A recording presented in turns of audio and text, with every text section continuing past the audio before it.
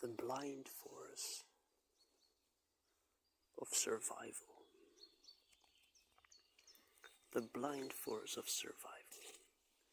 Why am I the way that I am? Why do I believe certain things as opposed to other things?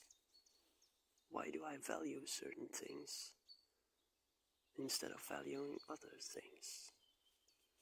Why do I control certain things and not other things? Because this is the prototype. This is the continual result that evolution has come up with. So why can I not choose to stop my heart from beating? Because the people that could choose that, or the mammals that did have that choice, and the mammals that weren't afraid to die, they just stopped their heart. You know? Like, if they ever existed, the ones that the ones that interpreted, like, I don't know if there is a truth or not, but the ones that interpreted this world in a negative manner before they were able to reproduce, and that therefore chose to not reproduce, or did not have the desire to reproduce, or did not have the desire to survive within their mind, they just didn't survive. And the ones that physically could just die and not be afraid to die, they didn't survive, and so they didn't pass on their genes. And you know, that makes sense, you know, like, nothing really makes sense, but that kind of makes sense. And I think that's the final truth, if such a thing exists. I think there's no arguing against that, you know. And we are using these survival mechanisms to dismantle survival mechanisms, right? So we're not in a good position here, because every thought that I have is just a survival mechanism. Even the fact that I doubt that it is a survival mechanism is probably a survival mechanism. You know, how can you live when you know things aren't real and you want them to be real, right? Like, we fucked ourselves, you know. Evolution fucked itself.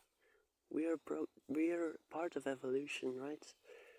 This will to survive is part of us, but we are fucked by it also. And that's why Arthur Schopenhauer was right, you know. It's the blind force of survival, the will to live. It is in every living organism, and it is blind. The only thing that it cares about is survival, you know, because if it doesn't survive, the genes aren't passed on to the next generation. And the only real question that remains is, why are the things the way that they are? Why are the things set up so that something as survival and so that something as eating other organisms would happen? Is it just a coincidence? Is it some kind of battery powering something? Why is it set up that way, you know? Yeah, that's the only remaining question. And the fact that I ask these questions is even probably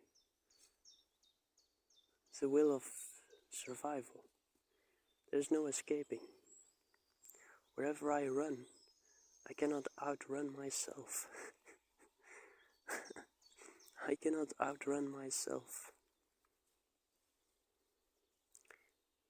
Only if I die, I could have outrun myself, but probably not, because other people will still live, so that's part of who I am, you know.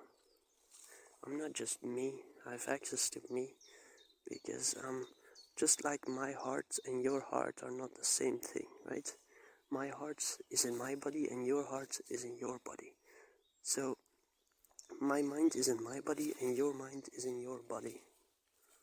But in the end, if you compare these hearts, you would say they're the same thing, right? Yes, it's in a different body, but it has the same function. It looks the same, it feels the same, it weighs the same. It's the same thing, essentially. So I think it's the same with our minds. And so another heart will exist, so another mind will exist. Will I have access to that mind? I don't know if it will be me. I just hope that I will be saved. I hope everyone will be saved, but I, most of all, hope that I will be saved, you know? And also that other people will be saved. I hope we all will be saved, you know? But that just might be a hope that we have, because without that hope, we wouldn't want to live. And so that's what I say, right? The positive things, the hope, the enjoyment, they're just there to make us be able to endure the suffering. Without those things, we wouldn't want to endure the suffering. If life was only bad, and if we could not see anything good in it, we would not want to live anymore. And so then the fear of death would be the only thing that keeps us here. So survival uses both strategies. Survival uses the fear of death and the enjoyment of life to keep us here.